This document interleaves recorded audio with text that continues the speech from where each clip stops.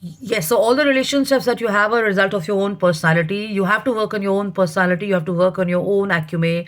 You do your own development, and you have to be professional when you're in the office and stuff like that. Okay, so hope this helps. Hope this works and stuff. And also remember that life is about learning every day. You can't be having I mean, you should avoid having a fixed mindset and stuff, and you should be learning. And take a look at the top 10, top 20, top 50 achievers of the world and the country and stuff.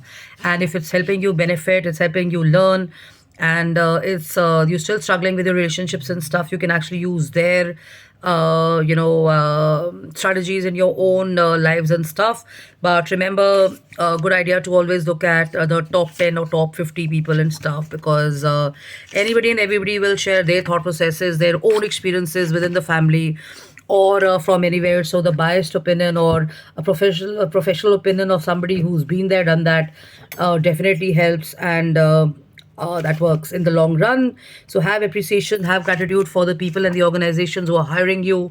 I see this as a trend. Coffee shops, uh, rooms full of conversation and so-called gossip is the word, negative talk about people and stuff like that. But the point is, if you are sitting and doing it consistently about other people and stuff, the issue is not normally with the other people, it's actually about you. So some people are in the habit of doing this, no matter what it is, no matter what environment they have or what exposure they get.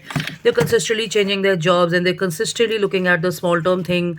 अभी काम करेंगे तो इतना पैसा आ जाएगा, उसके बाद देखी जाएगी जो होएगा. So it doesn't work like that. You have to have a vision, you have to have a plan, and of course other unforeseen some circumstances cannot be avoided and stuff. Okay, so if you want to avoid yourself this hellish thing of searching for a job or a project or time and again, it's always a good idea to focus on the long term thing before you get into a job. It's not a question of what I'm going to do what I want to do. It's a question of what do you really want to do, and what is it that you enjoy doing, what is it that you're going to kind of love doing in the long term, what is the kind of people you like to interact with, not what is the kind of environments you like to be a part of, what is the kind of industry you want to be a part of, what is it about you that keeps you going. Is it personality skills, is it city travel, is it networking, is it business development, it is creativity, is it designing. So these are the verticals that you got to kind of focus on. Is it brand management, is it financial planning? Is it people interaction? Is it supply management, vendor management? What is it that you enjoy doing? Is it designing a showroom? Is it kind of, putting stuff together like products and stuff like that? Once you understand what is the core job that you enjoy doing, you're going to continue doing it no matter what issues you have. And you may have relationship messes in the office, or you may have amazing relationships happening, but remember, you're there to do a job, you're there to do some tasks, you're there to kind of make the magic happen and everything.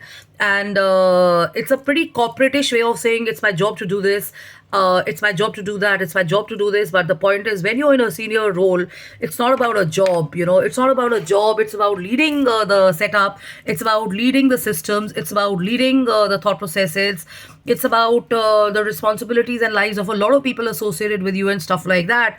So this thing which I hear when you ask somebody, it's my job to do this, but the point is that your rank or your role is not a job. I mean, you're there to do more. So this is something which people normally share. It's my job to do this, it's not my job to do this, I'm supposed to do this, I'm supposed to do that. So the point is this: with the moment you start saying this, it shows you in a very micro kind of thought process and stuff. And the moment you say, hey, I'm a willing worker and I'm willing to do more than what other people are doing and stuff, that's when the recognition happens. And that's when people identify you as somebody who's doer, and who's somebody who's going to be kick-ass and substance and stuff. So hope this helps. Enjoy your day, love your work.